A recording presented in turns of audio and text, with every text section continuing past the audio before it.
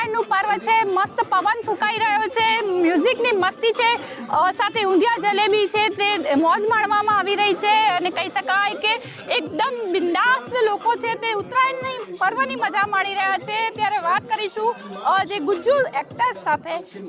સોનલબેન, પતંગ ચગાવી રહ્યા છો, દોરી બાંધી રહ્યા છો, કિન્ના બાંધી રહ્યા છો, ટોટલ જલસા કરી રહ્યા છો. અમે લોકો અત્યારે ઉત્તરાયણની વાઇબ્સમાં છે ટોટલ.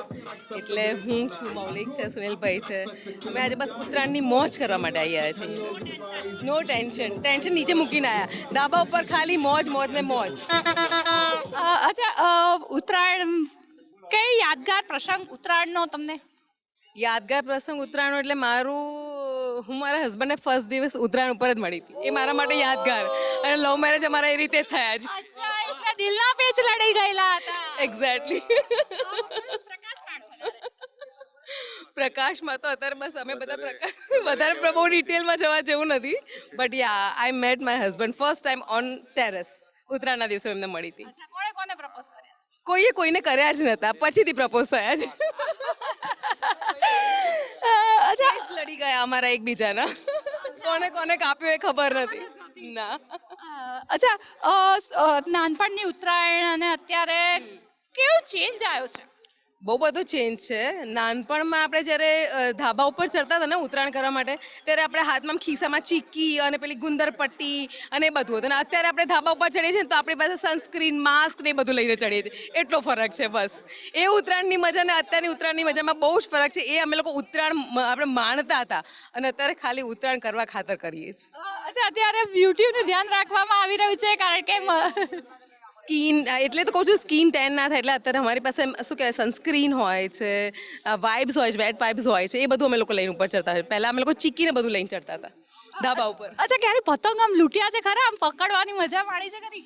ના હો, મેં લૂંટ્યા નથી. બટ હા, મેં ચગાયા બહુ છે. મને ઉત્તરાયણનો બહુ જ ક્રેઝ છે. અચ્છા, પેચ થાય ત્યારે શું કરો છો? કેવું લાગે? પેચ એટલે ઢીલ કાપવાનું નહીં, આમ ખેંચો નહીં, ઢીલ જ જવા દેવાની. પતંગ ચગાવવું વધારે સરળ છે કે અભિનય કરવો? ઓફકોર્સ પતંગ ચગાવો. અભિનય કરવામાં તો બહુ જ બધી બેન્ડ લોકો જે જોવે છે ને કે આમ એટલું ઇઝી છે, એવું ઇઝી હોતું નથી. એટલા કાસ્ટિંગ ક્રૂ હોય છે, એની સામે એક તમે ડાયલોગ ભૂલી જાઓ, ફંબલ થાય તો ટેક અને ડિરેક્ટરનું આમ આંખો બહાર આવી જતી હોય છે. એટલે ઇટ્સ નોટ ઇઝી જોબ. આમ કહીએ ને બહુ જ અઘરું છે. એ દેખાય છે બહુ જ સરસ, પણ એની પાછળની બહુ જ મહેનત માંગે છે. અચ્છા, ફિરકી પકડવાનું પસંદ કરો કે પતંગ ચગાવવાનું? ઓફકોર્સ પતંગ ચગાવવાનું. ફિરકી કોણ પકડે? ફિરકી તો તાર મૌલિકને જ આપવાની છે પકડવા માટે. અચ્છા, વાત કરીએ તમારા ફિલ્મની. તમારી ફિલ્મ આવી રહી છે, ફિલ્મનું નામ અને તેના વિશે. મારી એક ફિલ્મ આવી રહી છે, લાગણીનો મેળો. આર્જવને લોકો છે એમાં. અને એમાં મેં એક મારું સરસ કિરદાર નિભાવ્યું છે. એ હું અત્યારે ડિસ્કસ નહીં કરું, પણ શોર્ટ ટર્મમાં જ આવી રહી છે. એનું અત્યારે સોંગ એક બહાર પડ્યું છે.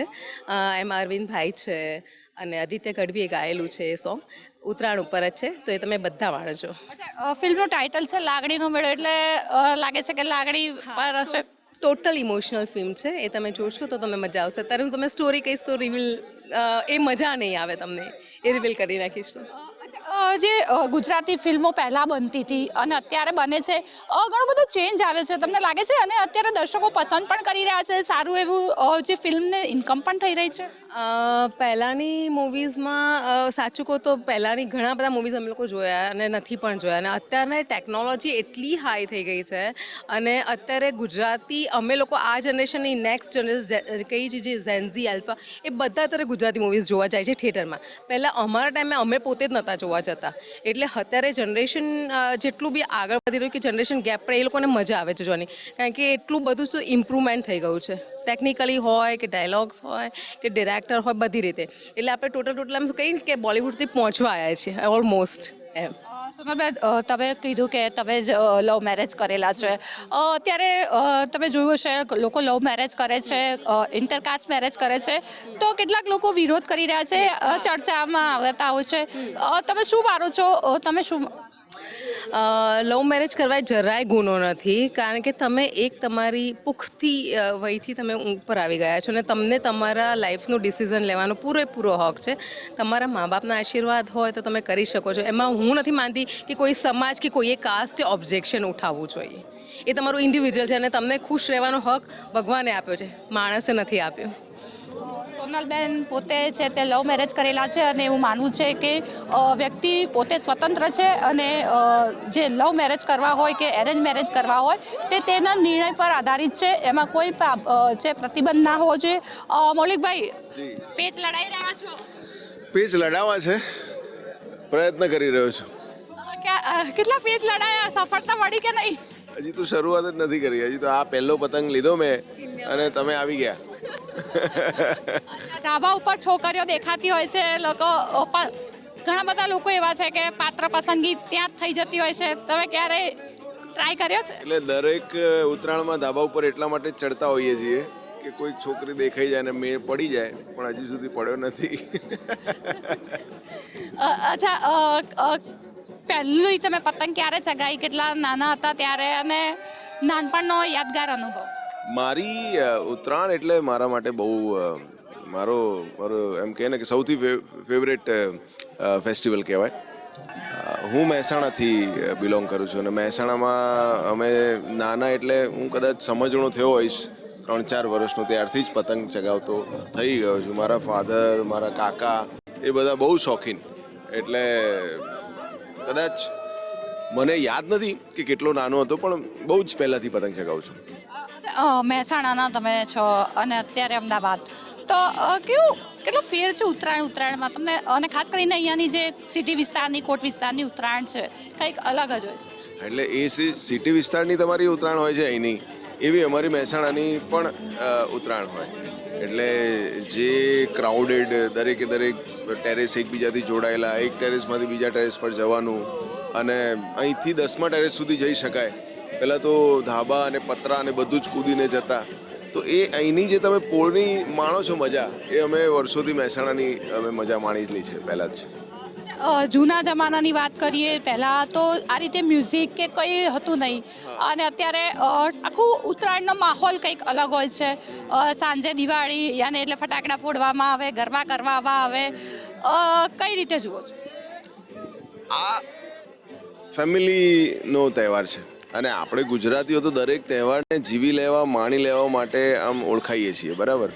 તો દર વર્ષે કંઈકનું કંઈક નવું ઉમેરાય છે, રાઈટ?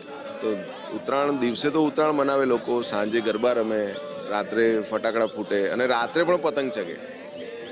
પહેલાં તો તમને ખબર હશે, પહેલાં ગભારા ઉડતા અને એ વખતે અમે બહુ જ મજા કરતા. ટુક્કલ રાત્રે દીવો કરીને જાય ને, પણ એ મજા અલગ હતી. હવે એ બધું નથી થતું.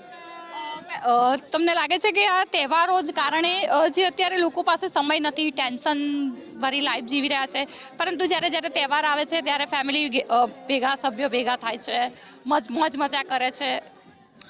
દુનિયામાં સૌથી સુખી કોઈ વ્યક્તિ હશે તો એ ગુજરાતી છે, કેમ કે ગુજરાતીઓના તહેવાર પતે જ નહીં.